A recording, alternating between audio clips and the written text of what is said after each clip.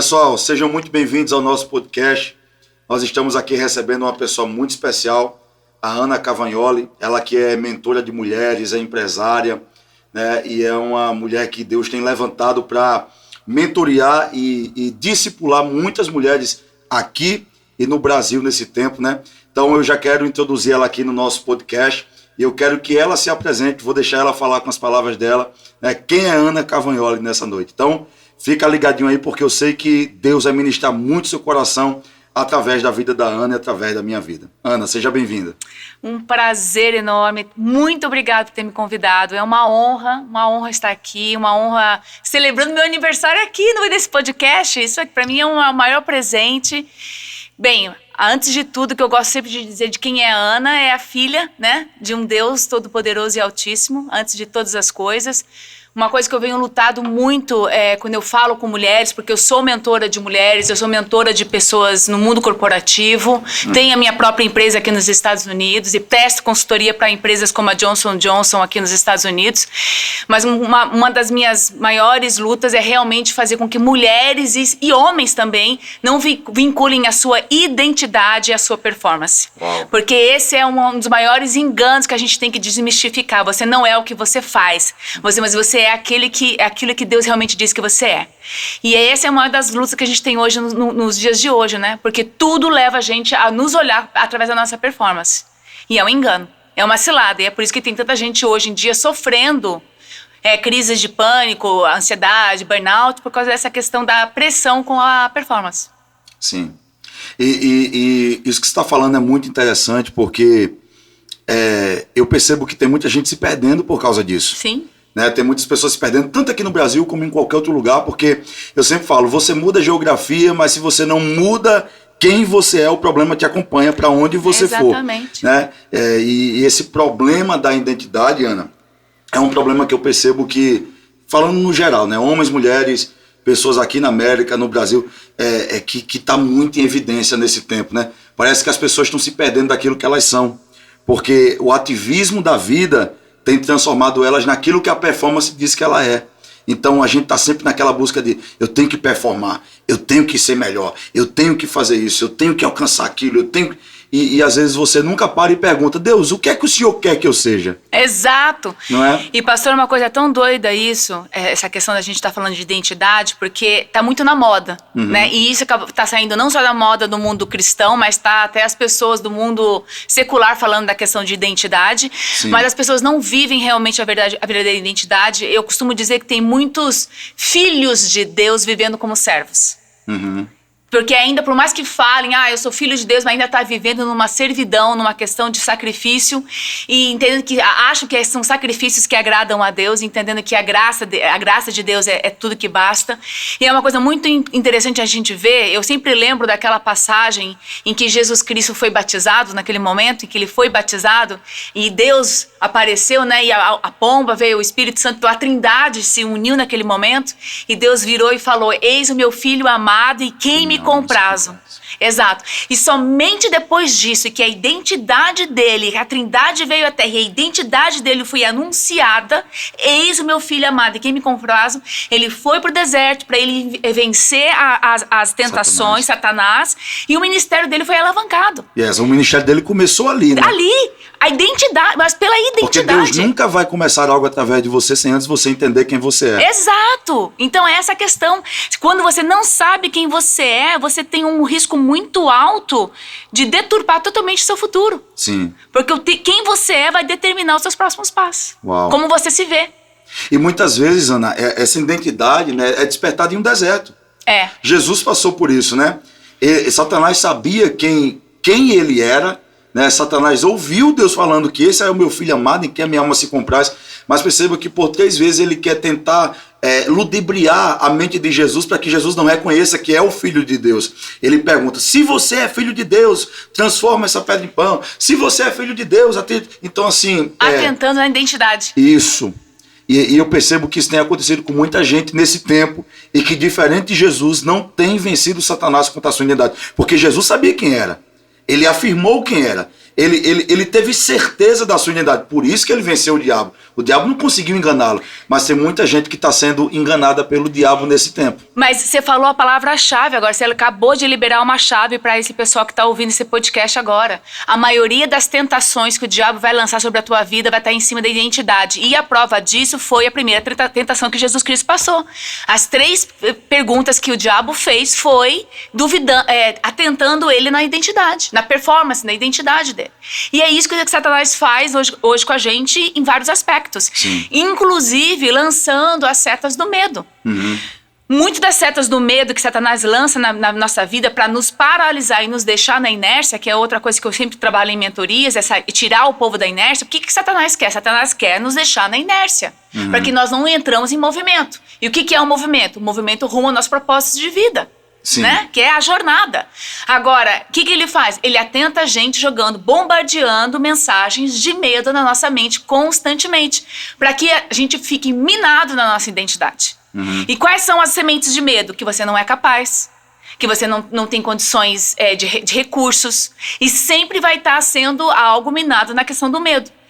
E essa questão do medo foi uma coisa que eu aprendi muito no livro de Gênesis, a origem do medo, né? Aonde veio a origem do medo? Foi lá em Gênesis.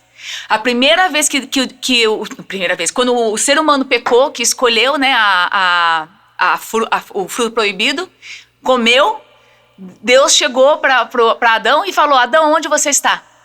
Para que Deus fez uma pergunta se Deus é onipotente? Deus sabia onde ele estava. Sabia, né? Mas ele queria ver que estava no coração de Adão. E aí o que Adão respondeu? Senti medo e me escondi. A origem do medo começou no pecado, no momento do fruto proibido. Sim, porque todo aquele que peca se esconde, porque o pecado causa vergonha. Exato. Né? Então, ao invés de você se arrepender, você se esconde e é como a gente fala lá na Paraíba, quer tapar o sol com a peneira, quer criar uma situação que não vai resolver o problema, porque se esconder não resolveu o problema do pecado que eles cometeram. A resolução do pecado, do problema ali, era simplesmente arrependimento, que eles não tiveram. Então tem gente que prefere se esconder do que se arrepender. Exatamente. Tem gente que prefere ter medo de se esconder, Ana, do que mudar de vida, do que mudar um comportamento, Exato. do que mudar uma mentalidade. Você tem trabalhado muito com mulheres, né? Mentoreado mulheres. E assim, eu não sei se isso acontece só com os homens, mas eu percebo que a mulher também ela é muito fragilizada na questão da paternidade. Sim.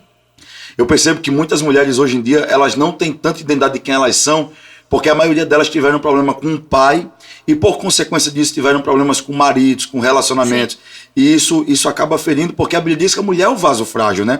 E quando a Bíblia fala que ela é vaso frágil, não é que ela é mais fraca, ela é mais frágil. Exato. Né? E a Bíblia está falando o quê? Da feminilidade da mulher, né? Dessa doçura que Deus pôs nela, nessa questão da mulher que é mãe, que cuida, que zela. Então a mulher ela é mais frágil emocional porque ela tem esse senso de se envolver, de proteger. Ela não é tão bruta como um homem é, mas é tão forte quanto um homem pode ser. Exato. Então assim, eu entendo que muito da identidade, seja no homem ou na mulher, tem muito a ver com a paternidade. Falou tudo, né? pastor. Eu vou falar uma coisa minha.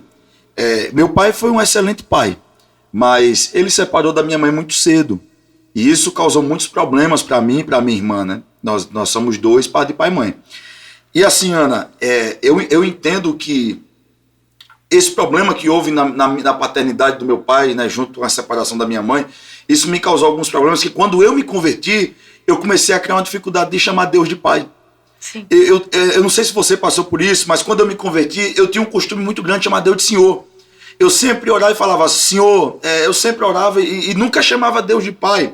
Até que um dia o Senhor veio em espírito e falou para mim, Wallace, me chama de pai. Eu sou teu pai, você é o meu filho. Então me chama de pai, esquece as deficiências que a tua paternidade terrena trouxeram para você e me chama de pai. Tem um texto que Paulo cita em Gálatas capítulo 4 que eu acho assim tremendo. Ele diz que enquanto o herdeiro é imaturo, em nada ele difere de um servo, ainda que seja senhor de tudo. Pois é. Né? Então assim, só chama Deus de Senhor quem não entendeu que ele é o seu pai. Por quê? Imaturidade. São pessoas imaturas. Tem o direito de ter uma herança, né? São herdeiros de Deus, mas caminham como servos, caminham como criados, caminham debaixo de um jugo. E eu não acho que Deus quer isso para nós. Né? Através de Cristo, Ele quer que a gente entenda essa adoção que a gente recebeu. somos filhos e podemos chamar ele de Abba Pai. Amém. E esse ponto que você está falando da paternidade é algo extremamente importante que eu realmente tive que passar na minha vida e aprender na minha vida.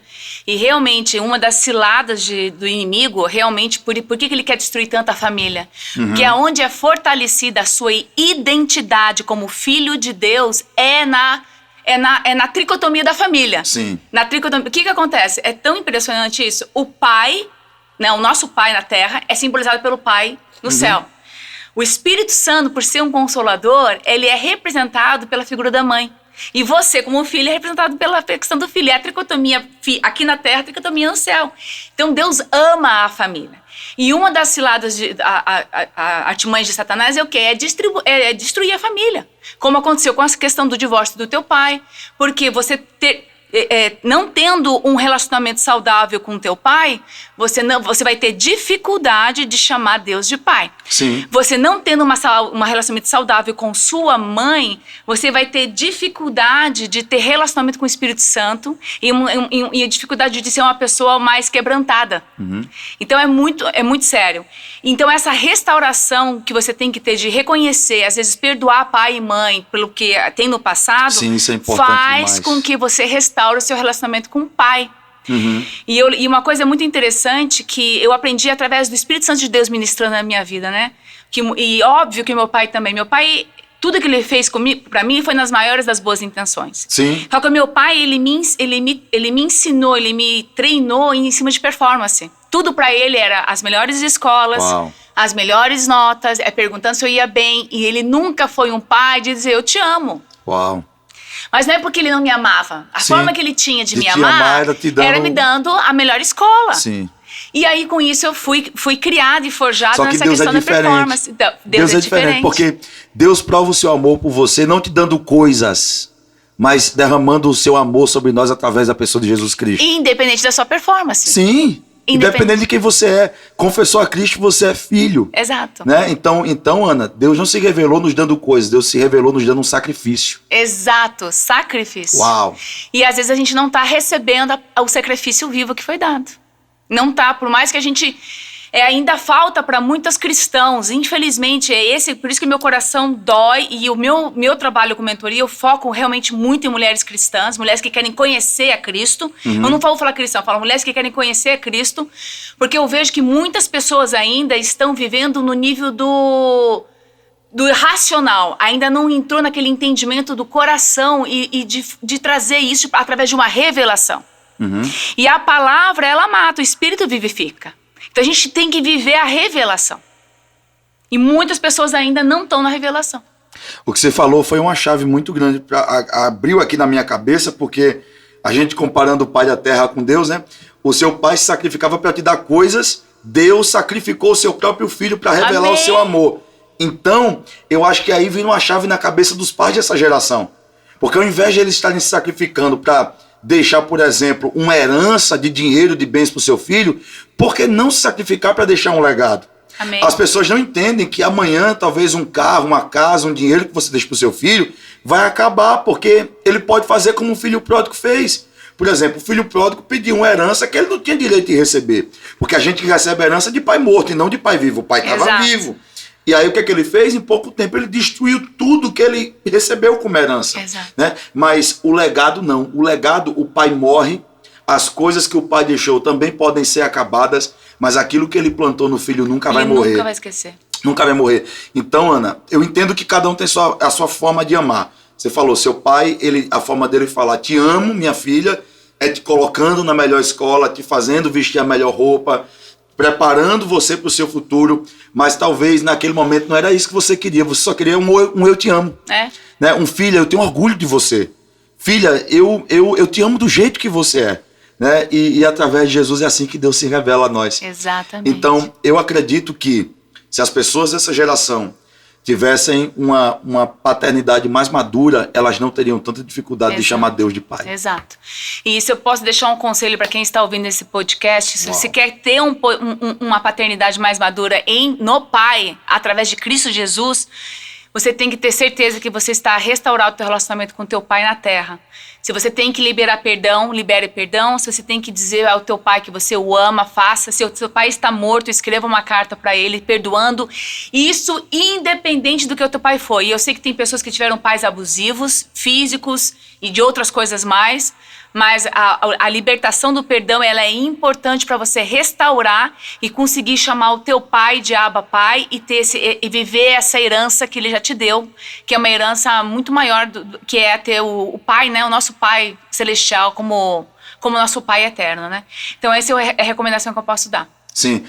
Ana, eu queria que você falasse um pouco, porque querendo ou não, a gente faz esse podcast aqui nos Estados Unidos, né? Tem muita gente do Brasil que escuta a gente aqui. Né? Mas no meu Instagram, a maioria das pessoas que me seguem são do Brasil. E assim, querendo ou não, nós somos imigrantes nesse país. E como foi pra Ana? Porque assim, eu entendo que hoje você é mentora, mas você teve que ressignificar muita coisa na sua vida pra ensinar alguém. Você teve que aprender. Um dia você teve que ser aluna. Sim. Se você hoje está na posição de ensinar, é porque você um dia foi aluna. Então, como foi a imigração da Ana? Você veio para esse país sozinha? Como foi? Você veio através de quê? Como aconteceu? E assim, quais foram as lições que você mais aprendeu com isso, Ana? A primeira coisa que eu quero dizer, pastor, fui aluna e sou aluna. Sim, é contínuo, né? Sim, é contínuo. O momento que você não se posiciona em sempre estar recebendo, e isso não só na questão espiritual, mas também contigo. O final de semana que a gente passou, que você passou lá na casa da Alessandra, foi um prazer aprender com você. Você está aprendendo com pessoas todo o tempo. Mas assim, primeiro que eu tenho que sempre agradecer ao meu pai pela educação que ele me deu. Sim. Porque com a educação que ele me deu e estudos que eu tive a oportunidade de entrar numa empresa no Brasil chamada Atlas Schindler. E, óbvio, por eu ser essa mulher muito focada em performance, eu acabei indo muito bem no mundo corporativo, acabei tendo muitos resultados no mundo corporativo, até chegar um momento que eu fui muito reconhecida pela minha performance e eu fui convidada a vir para os Estados Unidos. Quando eu vim para os Estados Unidos, então eu tive o privilégio que muitas pessoas daqui não têm. As pessoas vêm aqui de uma forma mais difícil, às vezes entram aqui ilegais. Eu já entrei de uma forma privilegiada, com um contrato, vim com um posicionamento alto como diretora na corporação. E eu achei assim que sucesso de carreira era tudo, né? Uhum. E eu vim para cá com uma posição alta, gerenciando 3 fábricas diferentes aqui nos Estados Unidos, viajando os Estados Unidos inteiro, montando equipe, sendo, enfim, com patente, né? Vamos dizer assim, patente. Mulher ainda e um monte de homem. Então, quer dizer, o ego gritava dentro de mim de uma forma muito grande. Tinha, assim, uma arrogância. E é muito interessante isso que eu quero dizer. A soberba precede a ruína, sim. Sim. E quando você é soberbo, o poder do Espírito Santo de Deus não opera em você. Então, eu conhecia a Deus. Eu tinha já aceitado Jesus Cristo, mas eu não estava vivendo uma plenitude de vida. Eu não estava. E eu estava cega espiritualmente. É como se o meu cérebro estivesse necrosado. E o meu Deus, ele era um Deus do dinheiro, ele era um Deus do luxo e ele era um Deus da posição. A vida do imigrante, né?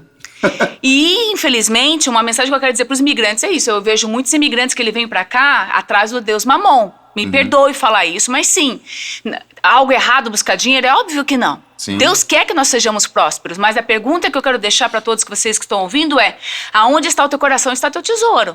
Ana, você está falando algo, como é um podcast, a gente vai falar. Então, assim, você está falando algo que hoje me despertou na minha mente. Porque, assim, hoje eu estava conversando, eu fui almoçar em um lugar com a minha esposa, e aí eu estava conversando com o dono do restaurante, né? E ele falou assim, ele perguntou, você trabalha com o quê? E eu falei, né, que eu precisava hoje ter esse trabalho porque o ministério me toma muito tempo, e eu entendi que o ministério é o meu propósito de vida e eu não posso negociar. Ele falou assim, mas você é voluntário nisso, você não tem problema, eu não vou negociar porque eu sei quem cuida de mim. E aí, você está falando isso, me despertou algo. Ele falou assim, mas você tem que ter uma carreira. Você tem que buscar uma coisa do mundo. Que te dê uma carreira, que te dê uma estabilidade. Eu falei, mas será que a minha carreira está acima do meu propósito? Exato. Será que a minha carreira está acima daquilo que Deus tem para a minha vida? Então você está falando de sair do imigrante, e isso me desperta muito, porque é uma realidade de vida que a gente enxerga aqui. As pessoas, elas começam a entrar nesse ativismo do dólar, do dinheiro, da acessibilidade, e elas começam a se perder de quem elas são. Exato, foi o que aconteceu comigo. Né? Elas começam a se perder. Por exemplo, a gente tem um índice de divórcio aqui enorme, de pessoas que chegam casadas aqui, e quando elas chegam aqui, elas começam a se ludibriar com a forma que a América te faz viver, e você vai perdendo seu casamento, você vai perdendo sua família, você vai perdendo sua casa. Exato. Então, eu acho que a gente tem que ter muito cuidado com isso aí. Exato, pastor, exato. Foi o que aconteceu, porque daí eu cheguei numa posição alta, que eu olhei e falei justamente isso. E agora? E agora? O que é de mim? Qual é o meu propósito? E eu tinha um vazio tão grande dentro da minha alma, que eu não sabia como preencher. E parecia que tinha algo errado comigo. E obviamente que tinha algo errado comigo, que o meu coração estava doente, a minha alma estava doente. O que está acontecendo com muitas pessoas hoje, realmente elas são salvas, e é isso que me dói. Muitas pessoas salvas, e elas vão morrer, elas vão para o céu encontrar Jesus Cristo, mas elas estão acorrentadas em doenças emocionais. Uau. E realmente também servindo prioridades que te tiram do foco do reino, entendeu? E você não sabe qual é o teu propósito de vida. Até que eu cheguei a um momento em que eu ajoelhei a Deus, orando ao Senhor por uma resposta de vida, e aí foi que eu conheci uma mentora maravilhosa cristã, que eu fiz um treinamento que realmente criou um rebuliço na minha mente. E aí eu passei por um processo de mentoria e coaching espiritual. E aí foram 10 anos de jornada de cura interior. Uhum. De cura interior. De busca constante por Deus e cura e restauração da minha alma. Uhum. Então, quer dizer, realmente eu me submeti a um processo. Agora, o que está acontecendo hoje, pastor? As pessoas não estão querendo se submeter a um processo, e a gente precisa falar sobre isso.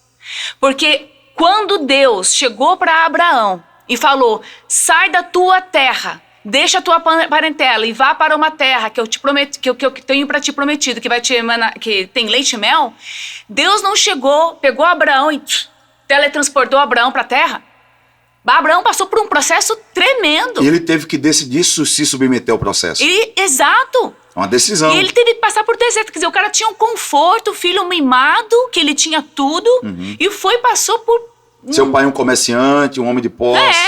E podia ficar lá debaixo da asa do pai, e foi com tudo, deserto, dificuldades, entrou em terras estranhas, Egito, você sabe da história muito melhor do que eu. O sobrinho brigou com ele, deixou ele pelo caminho. Total. Então, quer dizer, o que está acontecendo com muitas pessoas, elas não querem se submeter a um processo. Ana, eu falo sempre Meu processo demorou 10 anos de cura, pastor. Uau. 10 anos. 10 anos não são 10 dias. Não. Nem todo mundo está disposto a passar por isso. Só que depois disso, a alavancagem foi assim, exponencial. Uau. Porque Deus honra. E quando você está curado, Deus vai te usar para curar. Exato. Né? Não tem jeito, eu sempre falo assim, Deus não tem como usar uma pessoa doente para curar outros que estão doentes. Tem muita gente aqui, Ana, que tá com aquela capa de que tá tudo bem, a empresa tá bombando, dinheiro na conta, casa própria, tá curado, aparentemente tá curado por fora, tá vivendo coisas extraordinárias por fora, mas por dentro tá destruído. A alma tá abatida, tá depressivo, tá amargurado, tá angustiado. E aí eu te pergunto, será que foi Deus que te deu isso? Porque eu fico me perguntando, eu não acredito que Deus vai me dar uma coisa que vai me roubar dele. Entende? As pessoas falam assim, eu nada contra as pessoas que vêm para esse país. Eu acho que você é livre para você tomar a decisão que você quiser. Um dia eu estava conversando com um pastor, hoje ele está em Portugal. E ele morou muitos anos em New Jersey, onde você mora, em Newark. Ele foi pastor de igreja por quase 10 anos lá. Só que quando ele veio para cá, ele veio, cruzou a fronteira, e ele contando o testemunho dele para mim. E eu falei assim, eu disse, pastor, Deus mandou o senhor vir para cá? Porque assim, às vezes a gente acha que Deus manda a gente quebrar princípios. E eu não acredito que Deus vai mandar a gente fazer uma coisa que a gente está quebrando um princípio. Ele disse, não, eu vim e falei, Deus vai comigo. Eu estou indo, o senhor não mandou eu ir, mas eu vou e o senhor vai comigo. E ele disse que veio. Deus, por misericórdia, guardou ele aqui, né, deu uma família, mudou a história dele. Mas eu fico me perguntando, tem muitas pessoas que falam assim para mim, Deus mandou eu vir para cá, pastor. Deus mandou eu vir para esse país. Foi Deus que me trouxe. Foi Deus que mandou eu estar aqui. E a minha pergunta é, será que Deus te traria para um lugar que está te roubando dele? Será que Deus te colocaria em lugares que estão roubando você dele? Será que Deus te daria um bem que está roubando o teu coração dele? Eu acho que a gente precisa fazer essa pergunta para a gente mesmo, sabe, Ana? A gente precisa se perguntar, porque tem pessoas que acham que o sucesso o sucesso, o aparente sucesso, é sinônimo da bênção de Deus estar sobre a sua vida. Exato. E nem sempre o sucesso é sinônimo de prosperidade. Ser prosperar em Deus não é ser bem-sucedido. Pastor, é o que eu falo para as minhas alunas. Sucesso sem significado é o maior fracasso. E as pessoas acham que sucesso vai estar na crista da onda, que sucesso é seguidores na rede social. Seguidores na rede social. Só que sem significado é o maior fracasso. E muita gente está tendo o sucesso secular sem significado nenhum. E aí o que acontece? Deus acaba permitindo, porque no final de contas nós temos o livre-arbítrio, né? A conta vai pagar. Você vai pagar essa conta. Lá na frente, porque Deus vai chegar para você. Eu tenho algumas perguntas que eu imagino que Deus vai fazer. Do tipo, o que você fez com os dons que eu te dei? O que você fez com o chamado que eu te dei? A parábola dos talentos, né? Exato. Eu consigo imaginar isso acontecendo.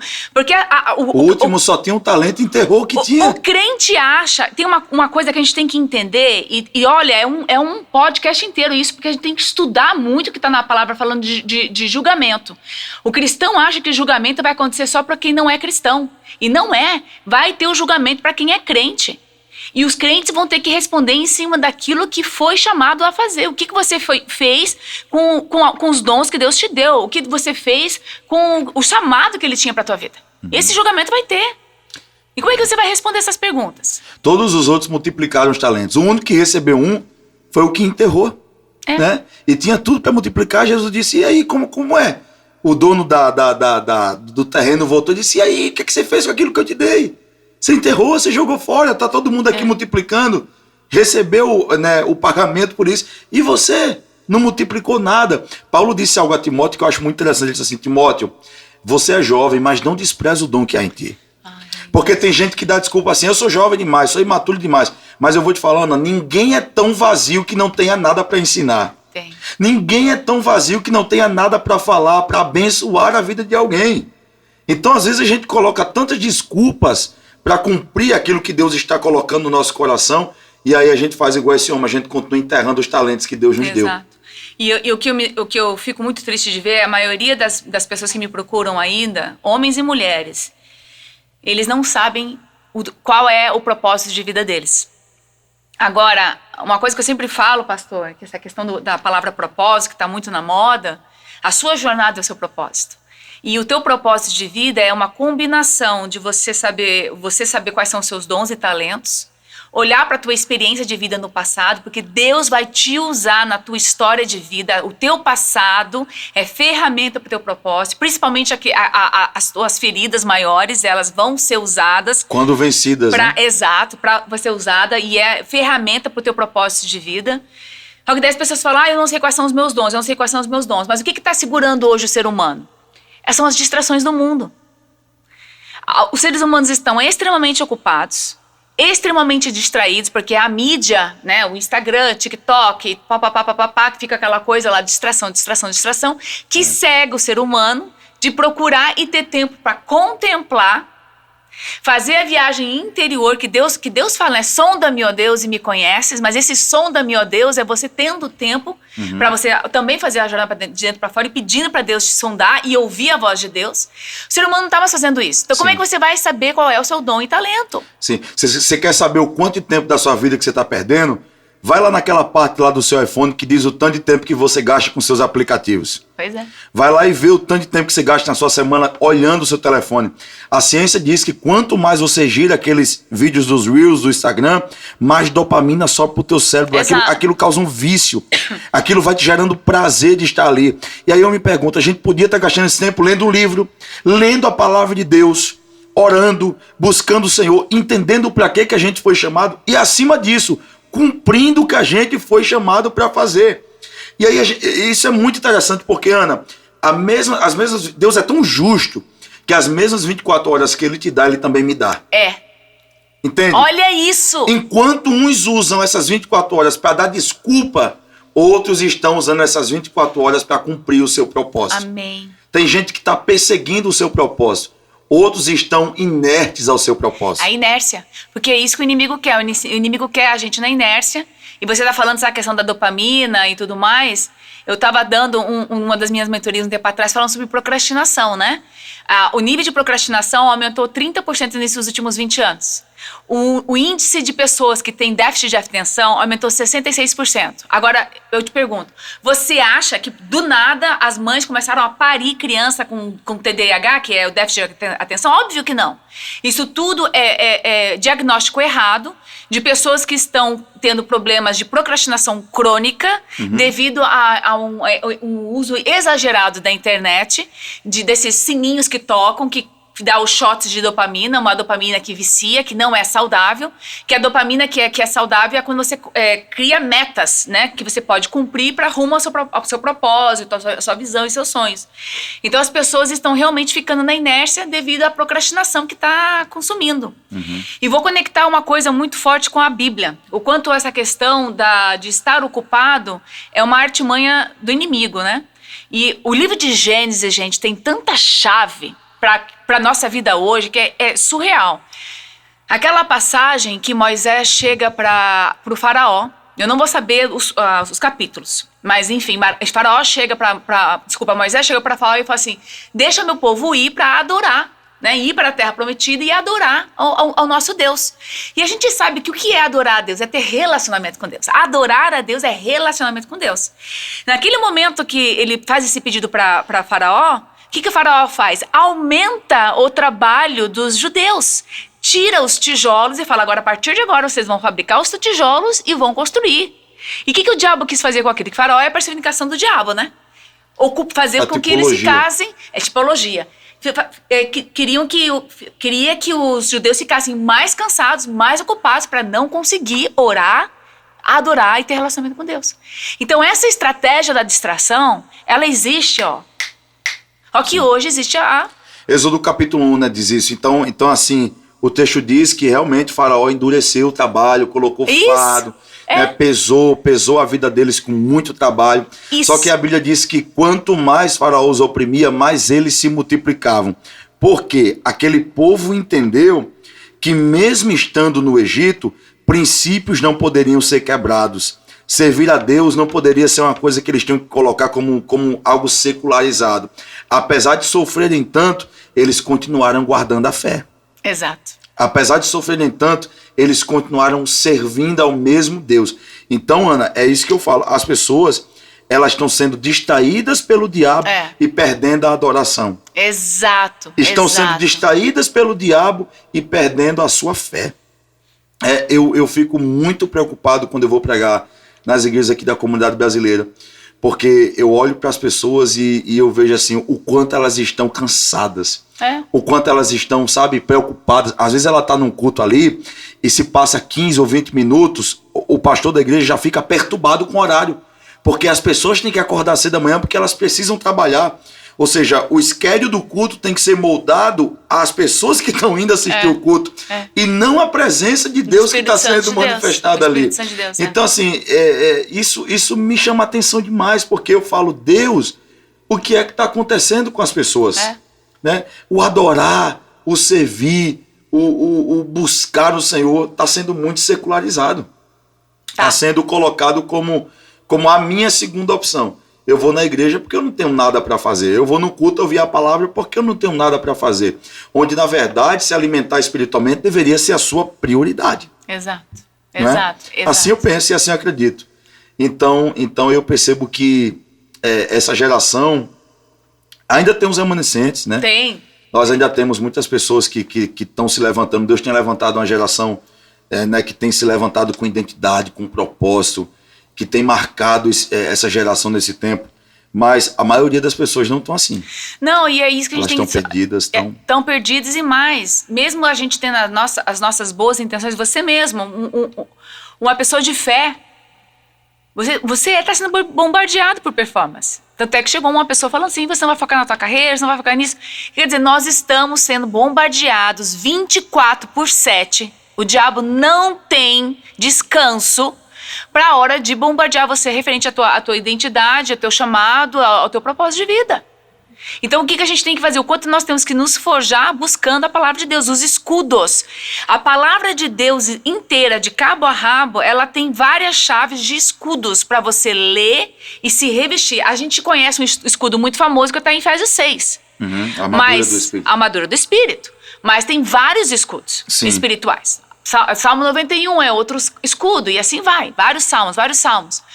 E a gente tem que buscar isso, porque é constante a guerra que a gente vai ter referente a essa questão da nossa identidade e propósito. Romanos 10:17 fala que a fé vem pelo ouvir e ouvir a palavra de Deus. E é constante, né? Então, assim, o problema é que as pessoas elas estão abrindo os ouvidos para tanta informação, mas não estão abrindo os ouvidos para a palavra. Porque o que a gente ouve, a gente declara. Se tu tá se enchendo da palavra, se a palavra tá entrando em você, é óbvio que ela vai gerar fé. Mas por que a gente tá vivendo em meio a uma geração ansiosa, depressiva e angustiada? É porque a gente tá sendo bombardeado por informações que estão chegando nos nossos ouvidos.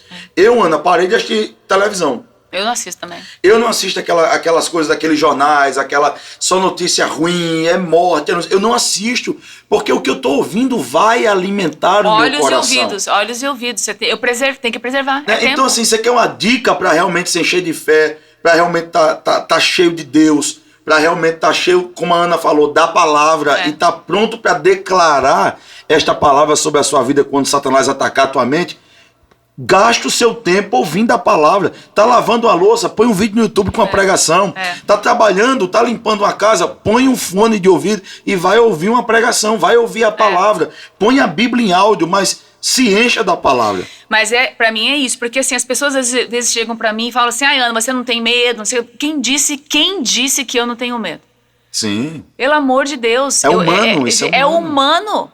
Tanto é que Jesus fala, não temas. Deus fala. Quantas vezes na Bíblia fala, não temas, não temas? Agora, Ana, é normal sentir medo, mas é anormal viver em medo. Exato, é diferente. Viver mas as em setas temor. virão, exato. Agora, o que eu faço constantemente, realmente, é proclamando a palavra de Deus. A hora que vem o pensamento, que é a seta do inimigo, não é viver no medo, exatamente. Não é porque você tem que estar realmente não porque amor. Você não pode viver pelas suas emoções. Exato. Né? Sentir é normal porque você é humano. Agora, viver com aquilo não é anormal. Exato. É como, por exemplo, estar ansioso é normal. Isso é uma coisa que é comum, nós somos seres humanos. Agora, ser ansioso é anormal. Exatamente. É anormal. Exatamente. Né? Principalmente quando a palavra de Deus diz, não estejais ansiosos por coisa alguma. Né? Confia todos os teus cuidados ao Senhor, né?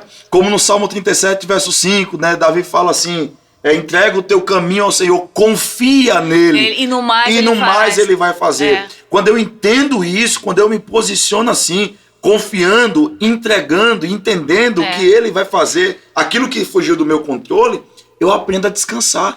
Exato. Então, sentir ansiedade é normal. Agora, permanecer ansioso. Viver com medo, não. É normal. Por exemplo, Ana, tem gente que sofre por coisas que não vão acontecer. Eu atendi um casal um tempo atrás, que a mulher, eu até escutei isso de umas pessoas que eu vi pregar num culto agora, as mulheres colocam GPS no telefone do marido para saber onde ele tá.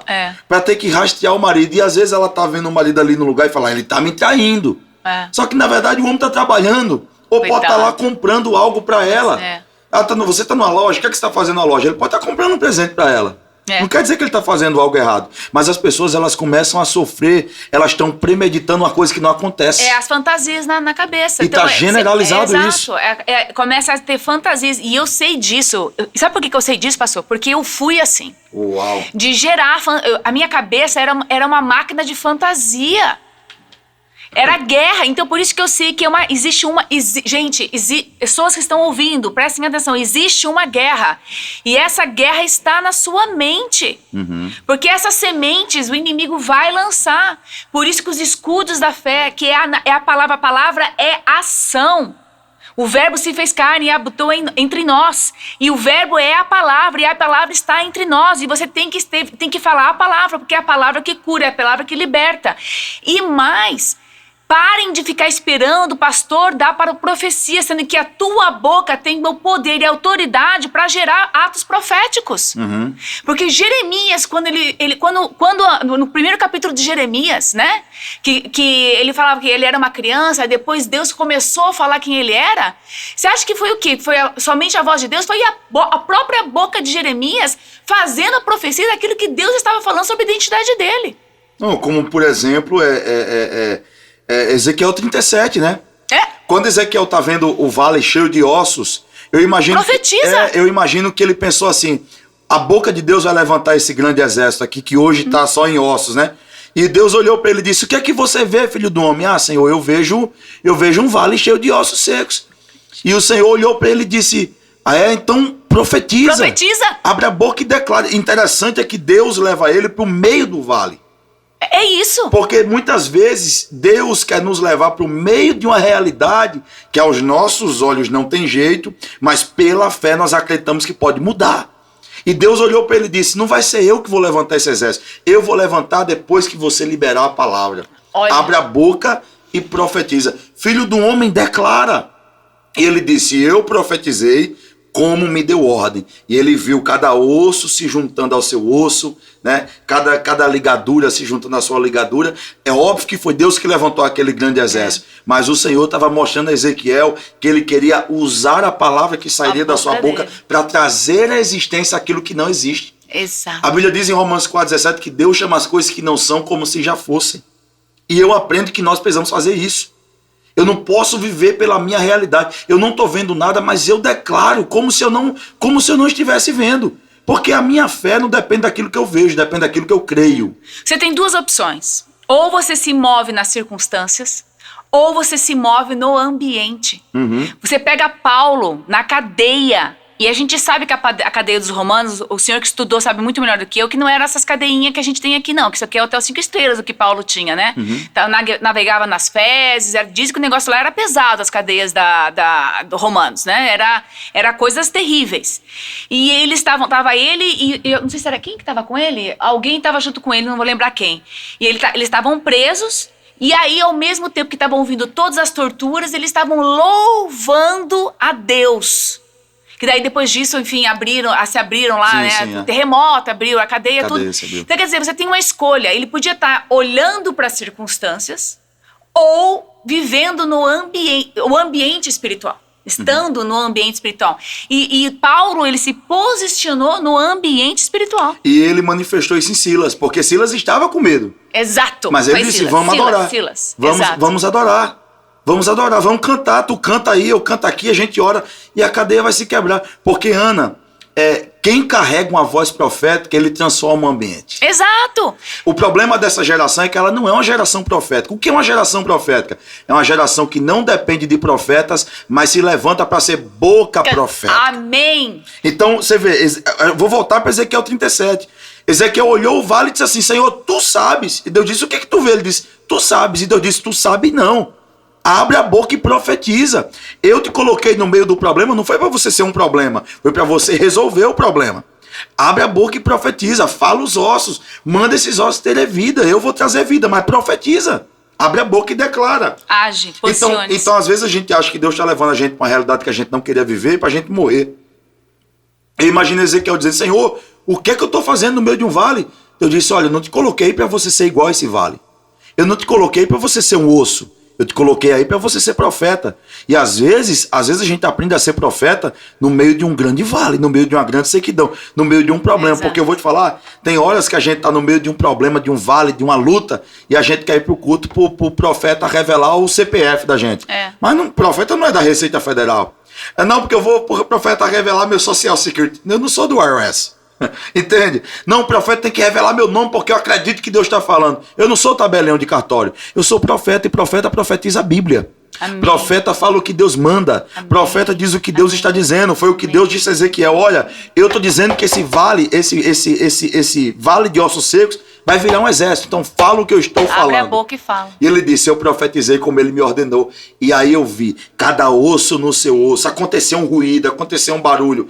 Tem coisas que só vão acontecer quando você parar de querer que um profeta diga o que vai acontecer na sua vida e você começar a profetizar.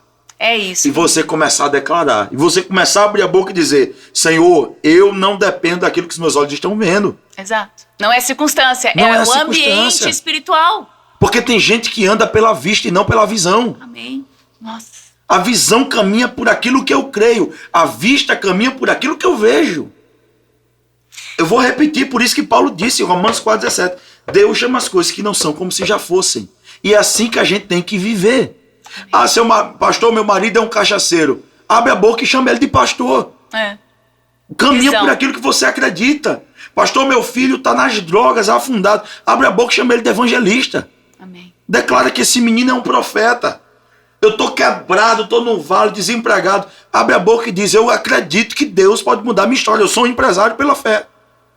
Deus me deu uma visão. E a visão que Deus me deu não depende da vista do que eu estou enxergando. Amém. Eu creio nisso. E eu vou dizer uma coisa, é o nosso papel. Uma coisa que eu sempre falo, você ama a Deus por quem Ele é ou você ama a Deus por quem Ele faz? A pergunta que todo mundo tem que responder nesse podcast. Você ama a Deus por quem Ele é ou você ama a Deus por quem Ele faz? Por aquilo que Ele faz. Você entendeu? Porque Ele é todo poderoso. Simples assim. E o que Ele faz é consequência de quem Ele é. Agora, o ponto que a gente tem que entender, que é muito importante, é que Ele nos chama para estarmos em ação. E é muito doido a gente ver essa questão que o senhor está falando dessa questão aí de Ezequiel, do Vale dos Ossos Secos, que é maravilhosa essa passagem, e Deus nos chama realmente para estarmos em ação. Você volta mais uma vez para Gênesis, na criação, quando Deus estava criando o homem. Façamos o homem a nossa imagem e semelhança. Aí depois ele fala que domine sobre os animais da terra, domine sobre os peixes no mar, as aves no céu. Domine. A palavra foi domine. Tá bom, o homem pecou, pesou na bola, mas depois disso veio Jesus. E quando a Trindade se juntou, a autoridade voltou para a terra. E quando ele morreu e ressuscitou, o poder que ressuscitou Jesus Cristo dos mortos habita em quem? Em nós. Espírito de Deus. O poder daquele que ressuscitou Jesus Cristo dos mortos habita em você, em mim e em você que está ouvindo esse podcast agora. Se as pessoas entendessem isso, né? Pelo amor de Deus, abre a tua boca e profetiza. Da tua boca há poder para curar. Na tua boca há poder para abrir portas. Na tua boca há poder para quebrar grilhões. Sabe onde Jesus me ensina muito isso? No texto que a Bíblia fala sobre o Gadareno. Eu não sei se eu acho que é Marcos capítulo 5, se eu não me engano. Não sei, tá, gente? É muita Bíblia na cabeça, às vezes a gente esquece. Mas a Bíblia fala sobre esse homem gadareno que estava em Gadara. Jesus passa para o outro lado para visitar essa cidade, para libertar esse homem.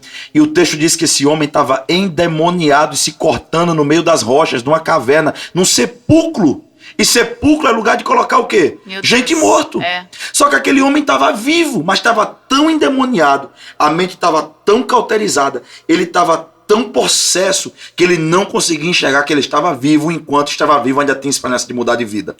E tem muita gente nessa geração que está como um gadareno. Está vivo, tem promessa de Deus, tem palavra de Deus, recebeu a pessoa do Espírito Santo, mas está dentro de um sepulcro. Está num lugar onde só pode ser enterrado morto, está andando como morto. Está andando, depressivo, amargurado, caído, cabisbaixo. Sem identidade, sem propósito, sem saber para onde está indo e onde vai chegar.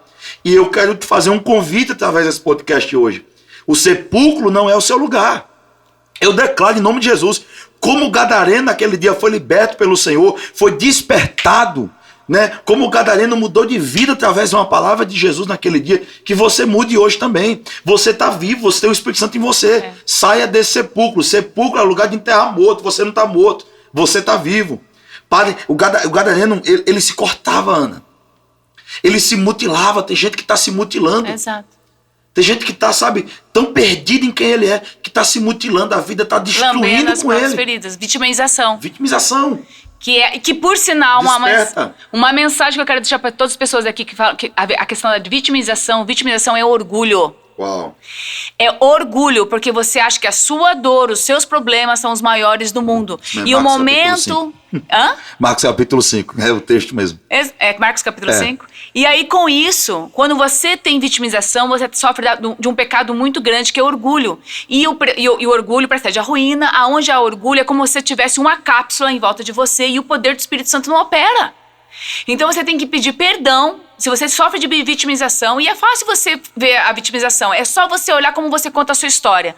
As pessoas falam assim, como é que eu sei se eu sou vítima? Olha como você conta a sua história. Se você conta a sua história com uma narração de sofrimento, sem contar de uma forma sendo protagonista, você é uma vítima. Se na tua história de vida você não gera frutos, você é uma vítima, e Deus te chama para ser protagonista, porque Ele é autor, mas você é protagonista. Você é protagonista. E é o que está acontecendo hoje em dia. Muitas pessoas estão vivendo no papel de vítima. E você sabe que a raiz de todo o pecado é o orgulho. A raiz de todo o pecado é o orgulho. Porque qual é a chave para o perdão do pecado? O arrependimento. Arrependimento. Humildade. E você não se arrepende quando você é orgulhoso. Você só se arrepende quando você é humilde. Exato. Não, vamos repetir isso, porque quando isso é você muito é orgulhoso, forte. você não consegue se arrepender de nada que faz. Exato. Por exemplo, você vê uma pessoa que não sabe pedir perdão, ela sabe que está errada. Ela sabe que está errada, ela sabe que falhou, ela sabe que errou. Mas ela é tão orgulhosa que ela não quer dar o braço a torcer e pedir perdão a ninguém, porque ela se acha inferior à pessoa que ela ofendeu se ela fizer isso. É orgulho, isso é tudo orgulho. A maioria das pessoas que não prosperam, a maioria das pessoas que não vencem, a maioria das pessoas que não são bem-sucedidas, elas têm orgulho, porque o orgulho, ele se revela em várias facetas. E aí, com isso, você fica o quê? Na inércia. O orgulho tem várias facetas, isso é forte. Entendeu? Tem. Isso é muito forte. Tem. A vitimização é uma delas. É porque, se a gente for parar para olhar, Ana, você falou, o orgulho tem várias facetas. Se a gente for parar para pensar, o orgulho se encaixa em várias situações que a gente passa na vida. Exato. Isso é num casamento. A mulher que é orgulhosa e não sabe pedir perdão porque ela acha que sempre está certo. O marido que é orgulhoso e acha que não precisa pedir perdão porque ele acha que sempre está certo. O funcionário que é orgulhoso que não sabe pedir perdão porque ele não sabe cumprir as regras da empresa que trabalha. Né? O patrão que é orgulhoso, que acha que é melhor do que o funcionário porque paga o salário dele, também não sabe pedir perdão se errar. É em tudo. Quer ver outra faceta de orgulho? Perfeccionismo. Sim. Perfeccionismo é orgulho. Não, é perfeccionismo e orgulho, e é algo também que você tem que confessar e tem que pedir perdão. Por quê? No momento que você acha que você tem que ser perfeito e você se julga por ser perfeito, como é que você vai deixar o poder de Deus agir sobre você? Porque o único que é perfeito é Deus. Você está tomando controle sobre a tua vida. E aí, com isso, a graça do Senhor... Como é que a graça de Deus vai te alcançar se você tem essa barreira do orgulho na tua vida? E nós somos chamados para viver o princípio da excelência, não o perfeccionismo, que é uma cadeia. Muitas pessoas, elas não estão em movimento porque elas estão no perfeccionismo e não no princípio da excelência. Deus não abençoa o orgulho. Não abençoa. E nós somos chamados para viver no princípio da excelência. Concordo. Ser excelente não é ser perfeito. Não é ser perfeito, é diferente. Ser excelente é fazer o que você pode com o melhor que você tem. Exato. Né? E eu penso assim, que tem gente que é tão perfeccionista, que quer ser tão perfeito, que às vezes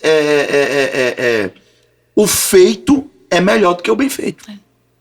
Então eu prefiro não ser perfeito e fazer algo com o melhor que eu tenho e ser excelente naquilo, do que ficar achando que eu vou ser perfeito e vou ser melhor do que todo mundo. O perfeccionista, ele quer ser melhor do que todo mundo. Exato. Ele acha que ele tem que ser o master, o top, o topo da cadeia do negócio. Eu sou o melhor. Por isso que eu tenho que ser perfeito. Eu sou o melhor. E na verdade a gente nunca vai ser. Sabe por quê, Ana? Sempre vai ter alguém melhor do que nós. E outra coisa. Sempre vai existir alguém melhor do que nós em alguma coisa na vida. A graça de Deus é tão gigantesca que até nos nossos erros, Ele nos abençoa. Ele nos livra. Ainda que sejamos infiéis, Ele permanece fiel, diz a palavra. Ele permanece fiel, exatamente. Então quer dizer, quando você fala que você quer ser perfeito para você entrar em movimento e Deus te chama, Deus está te chamando agora para estar em movimento, e você usa a barreira do perfeccionismo, que é o orgulho, para não entrar em movimento, gente, isso é um crime que você está cometendo contra Deus e contra a tua própria vida. Porque o perfeccionista, ele tira o lugar de Deus na questão da sua dependência. Exato. Quando você quer ser perfeito em tudo, você está dizendo que você é autossuficiente. Essa é a mensagem. Eu não preciso ser dependente de Deus. Exatamente. Eu não preciso de ninguém para me ajudar. E é aí que você começa a perceber que vai chegar momentos na sua vida que autossuficiente você não consegue, que sozinho você não consegue, que ser perfeito você não consegue. E aí é onde a pessoa fica angustiada, depressiva, ansioso. Exato. Porque ela está nessa expectativa de sempre ser perfeito e quando ela percebe que não é aí que ela se frustra. Exato. E é essa jornada minha dos 10 anos, enfim, e contínua, né? E contínua. Nunca acaba, né? Não acaba nunca. Mas uma coisa que eu tenho muito buscado é essa questão de cada vez mais mergulhar para dentro para ver essas minhas fraquezas, onde estão as minhas facetas de orgulho e tudo mais, para que eu possa me arrepender, porque a palavra de Deus fala arrependei-vos, né? Então, com isso, arrepender, confessar e prosseguir. A jornada é essa, identificar, arrepender, levantar e prosseguir. A Bíblia diz que o que confessa e deixa. O deixar é arrependimento. Alcança a misericórdia. Sabe qual é o problema da nossa geração? Eles têm muito remorso. Isso não é de Deus. Você quer ver uma pessoa que tem muito remorso, uma pessoa chorando. Ele chora, né? Fala que vai mudar, mas nunca muda. Não tem uma mudança de comportamento, não tem um posicionamento. Mas o arrependido, ele pode até não chorar, mas ele muda. Exato. O arrependimento vem de Deus. Remorso não é de Deus. E arrependimento é o Espírito Santo de Deus que convence. E é o quê? É querendo te levar, te tirando do caminho, né? E colocando no caminho certo. Por que é o pecado? O pecado é uma mudança de rota. E aí você se arrependendo, você está entrando na rota correta que você quer entrar através da presença do Espírito Santo de Deus. É porque o remorso é almático, né? O remorso é na alma, o remorso tem a ver com as suas emoções. Só que arrepender-se não tem a ver com a emoção que você sente, tem a ver com o seu posicionamento, com o seu comportamento. Tem um exemplo muito, muito poderoso disso na Bíblia, que é o exemplo de Ruth. Noemi está voltando para Belém, aí morrem Malom, Quilion, né, e Elimeleque, seu marido e seus 2 filhos. Ela fica só com as 2 noras, Orfa e Ruth. Orfa era emocional, mas não era arrependida. Ela era uma mulher cheia de remorso, mas não era arrependida. Por quê? Ela beija. Ela dá um beijo no rosto da sogra, mas fala, eu não vou continuar com você. Você é um peso para mim, você é uma carga para mim. Eu vou voltar para o meu povo, vou voltar para Moab, vou voltar para minha família. Vou ficar por aqui. Ruth não era emocional, mas era uma mulher de posicionamento. Era uma mulher que ela, com certeza, se errasse, iria se arrepender. Ela olha para Noemi, né, e não beija, não chora, não faz nada. Mas ela diz, eu vou com você. O seu Deus é meu Deus, o teu povo é meu povo, eu vou contigo. Seu Deus é meu Deus, seu povo é meu povo. Aonde você repousar a cabeça, eu vou repousar. Aonde você for, eu tô indo. Sabe por quê? Olha o posicionamento dessa mulher. Sim, diferente de Orfa, eu não sou uma mulher de remorso. Eu não sou uma mulher chorona. Eu sou uma mulher de posicionamento. Eu sou uma mulher arrependida. Eu sou uma mulher que, se errar, eu vou levantar e vou prosseguir. Mas não saio do lugar que Deus me colocou. Olha. Não saio da posição que Deus me colocou. Você pode usar esse exemplo na sua mentoria, porque o exemplo de Ruth é poderoso. E aí o que acontece? O posicionamento dela para com Noemi gerou um grande milagre lá na frente na vida dela. Porque da mesma forma que ela cuidou de Noemi, Deus levantou um Boaz para cuidar da vida dela. Exatamente. E a linhagem dela deu a origem, né? Sim. A Jesus. Ruth capítulo 4 diz que Boaz gerou Obed, Obed gerou Jessé, Jessé gerou Davi. Exato. Da linhagem de uma moabita que se posicionou, Deus levantou um rei, o maior rei da história de Israel. E da linhagem de Davi vem quem? Vem o Messias, aquele que restaurou toda a humanidade. Exato. Você vê o que um posicionamento faz? O que um posicionamento... As mulheres que se posicionaram na Bíblia, o quanto Deus e Jesus honrou essas mulheres, é algo impressionante. Eu tenho realmente estudado muito dessas mulheres. Tento trazer para minha mentoria cada vez um exemplo de uma mulher, porque as mulheres, independente do seu passado, a hora que elas decidem se posicionar, meu Deus, Ana, uma mulher posicionada, ela muda uma geografia. Total. Ela muda uma descendência. Exato. Gente, a história da mulher samaritana, o que ela aconteceu existia uma guerra entre os samaritanos e os judeus. Os judeus evitavam a Samaria de tudo que é jeito. Os samaritanos odiavam os judeus a ponto de cuspirem, né? Ou vice-versa. Deus foi ao encontro dessa mulher de samaritana. Eles tiveram lá os embates, as discussões, ela questionando Jesus, enfim. Aí até o momento que ele falou que ele era a água viva, ele confessou que ele era o Messias, e falou, eu quero dessa água viva. Ela recebeu, ela se humilhou, dizendo, eu quero dessa água viva, eu preciso dessa água viva. Ela largou para trás a água, o cântaro, né? Quer dizer, aquilo que eu queria, eu não quero mais, eu quero dessa água viva. Largou os homens que não eram dela. Largou os homens, a vida passada e foi anunciar, e através da boca... Se tornou uma missionária. Se tornou uma missionária. Através da boca dessa mulher, como fala em João capítulo 4, essa mulher, ela praticamente converteu uma cidade inteira. Porque os samaritanos acolheram Jesus. Por causa disso, Jesus ficou 2 dias naquela cidade. Mudou o comportamento de uma cidade inteira e também deu um ensinamento para todos os discípulos. Uma mulher, um posicionamento. Uma mulher posicionada muda uma geografia. Muda. E muda uma descendência, muda uma cidade, muda o ambiente onde Deus plantá-la. Exato. A Bíblia diz em Provérbios 31 que a mulher sábia, ela é tão valorosa que o valor dela excede os rubis. Exato. Se a mulher entendesse o poder que ela carrega, por exemplo, ela não se deitaria com qualquer homem. Exato. Ela não se entregaria a qualquer pessoa. Muita gente deve olhar para Ana e falar assim, Ana, você ainda está solteira. Uma mulher empresária, uma mulher bem-sucedida, uma mulher que, né, legal nesse país. Você ainda está solteira. É porque talvez a Ana não quer se entregar a qualquer homem. Não. Você vê, tem muito homem que quer uma mulher que excede o valor de rubis com uma mulher de Provérbios 31, mas não quer se posicionar como homem de Efésios 5:25. Exato. O que a Bíblia diz? O que o apóstolo Paulo disse à igreja de Éfeso? Que o homem, ele tem que amar a mulher a ponto de entregar sua vida por ela, exatamente, como Cristo se entregou e amou a igreja. Exato. Esses dias eu estava olhando o Instagram e eu vi um homem num assalto, tinha um casal num assalto. Eu vi. E você viu isso? Eu vi, fiquei passada. Vem 2 bandidos numa moto, e o cara deixa a mulher sozinha para ser assaltada e sai correndo igual um louco. O bandido ficou tão mal por ela, que o bandido pega a bolsa dela e devolve. E ele fala, tipo, como se fosse assim, larga esse homem aí, não, ele sai apontando pra aí. Esse homem é um banana, esse homem é um nada. Né? Ou seja, o bandido ficou tão envergonhado pelo comportamento do marido daquela mulher, que ele devolveu o fruto do roubo. E eu me pergunto, que geração de homens são essas? Então eu falo, se uma mulher entendesse que o que ela carrega em Deus pode mudar uma geografia, pode mudar uma cidade, pode mudar uma descendência, ela não se deitaria com qualquer homem, ela não se casaria com qualquer homem. Não, isso é tão sério, pastor, que o senhor está falando agora. Não faria amizade com qualquer pessoa. Não, é tão sério, pastor, porque o que acontece? A mulher, indo nos princípios cristãos, a mulher tem que se submeter à autoridade do homem. Ponto. Mas é bem isso mesmo. A responsabilidade maior é do homem, de amar a mulher assim como Jesus amou a igreja. Quer dizer, é um comando muito... Não é assim, talvez, se possível. Não é. Não, é um comando. Não tem negociação. Não tem, é um comando. Agora, o ponto que se acontece... Se o bandido vir assaltar, ele tem que estar na frente e levar a bala pra ela. É um comando. Aí o que acontece? A mulher casa por medo de estar sozinha, se submetendo a uma autoridade de um homem meia boca. Como é que vai ser a sua vida? É óbvio que não vai ser uma vida plena. Então lá vai a chave. Não tem como ser uma vida plena. Sim. Posso soltar a chave? Pode falar. Mulher de Provérbios 31. Não aceite um homem que não seja o de Efésios 5:25. Fechou. Homens de Efésios 5:25. Não aceite menos do que uma mulher de Provérbios 31. Exatamente. Acabou-se. É isso aí. É isso aí. Que Deus levante mulheres como você, Ana. Amém, posicionadas, amém.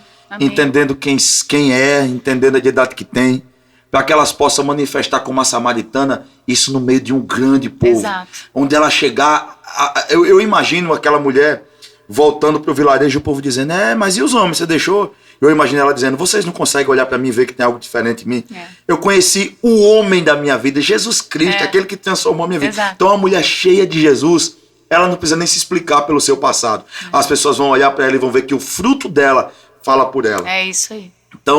Então, Ana, para a gente começar a caminhar para o fim, né, eu queria que você deixasse assim uma mensagem para homens, mulheres, pessoas que estão ouvindo aqui esse podcast. Se você quiser enfocar em mulheres, porque eu sei que você tem dado mentoria, você quer ser mentoriada pela Ana. A Ana tem muito para ensinar. Né? O pouco que eu convivi com ela, eu consigo ver Jesus na sua vida, Ana. Amém. E saber que o Senhor vai te usar muito mais do que o que tem usado. Então, assim, você que desejar seguir a Ana, vai seguir ela no Instagram. Eu vou colocar o seu Instagram aqui na descrição do vídeo. E você quiser procurar ela, ver todo o trabalho que ela tem feito ali no Instagram com mulheres, se quiser ser mentoriada por ela, eu tenho certeza que a Ana vai estar muito aberta para isso. Então, Ana, olha para essa câmera aqui. Deixa o seu recado, fala o que você quiser, o tempo é seu, fala o que você quiser, o que está saltando aí no seu coração, que tem alguém que está precisando ouvir. Tá certo. Eu quero só fazer um comentário para todos vocês aqui. Nós estamos há 3 meses de concluir o ano de 2023 E a pergunta que eu tenho para você é: quantas vezes você começa um novo ano e termina um ano e olha e você não conclui os sonhos que Deus tem colocado dentro do teu coração? Porque você tem dificuldades de sair da inércia, porque você tem dificuldade de colocar os seus sonhos em ações, porque você está preso numa questão da procrastinação, porque você está preso em ciladas do medo, da dúvida. O que eu quero dizer é que você não tem que andar sozinho. Você não tem que andar sozinho. Você tem que buscar pessoas que possam realmente te tirar da inércia. E isso vai em cima de amizades dentro de uma igreja, em cima de um acompanhamento pastoral, ou buscando mentores também, no caso, como eu faço também a mentoria. Então eu quero realmente desafiar vocês para esse ano de 2024 fazer diferente. Colocar os seus sonhos num papel e estabelecer objetivos claros. E começar a implementar eles e colocar eles em ação. Porque uma coisa eu vou deixar claro para vocês, é o Sermão da Montanha, em que Deus chama a gente e o que ele fala é: seja luz e sal da terra. Essa é a palavra. Agora eu quero te perguntar, como você está sendo luz e sal da terra? Porque Deus não fala assim, talvez você possa ser. Não, ele fala seja. É um comando, a gente tem que tomar muita atenção quando Jesus Cristo fala. Em algumas palavras ele fala, seja, é uma ordem, é um comando. E a pergunta é, como é que você está sendo luz e sal da terra? E por que nós temos que ser luz e sal da terra? Porque além de tudo, nós somos chamados para sermos embaixadores de Cristo Jesus aqui na terra. Agora eu te pergunto, a sua vida está sendo luz e sal da terra a ponto de ser um embaixador para Cristo Jesus? A ponto de outras pessoas olharem e falarem, eu quero ser como essa pessoa, e aí com isso receber de você as águas vivas que você tem que ter dentro de você? Se você não é esse tipo de pessoa, eu gostaria muito que você me buscasse no Instagram para que eu pudesse te ajudar e seguisse cada vez mais o que o pastor aqui prega, porque é isso que ele tem ensinado, é isso que ele tem buscado, e nós queremos mais pessoas, mais cristãos sendo luz e sal da terra, para que vocês possam ser pessoas que inspiram mudança e que vocês possam influenciar ambientes. É para isso que nós somos chamados. Nós somos chamados para influenciar ambientes espirituais e gerar inspiração nos outros para que eles possam mudar. Isso. É isso que eu quero deixar de mensagem. Então é isso, gente. Obrigado. Obrigado por estarem assistindo aqui o terceiro episódio do Edificast. Semana que vem a gente também tem outra mulher de Deus aqui. A gente vai tentar trazer uma convidada também muito especial. E eu tenho certeza que esse canal que Deus abriu aqui, essa porta que Deus abriu, vai continuar edificando e abençoando a sua vida. Ana, obrigado. Deus te abençoe e até a próxima. Obrigada. Gratidão, gente. Obrigada.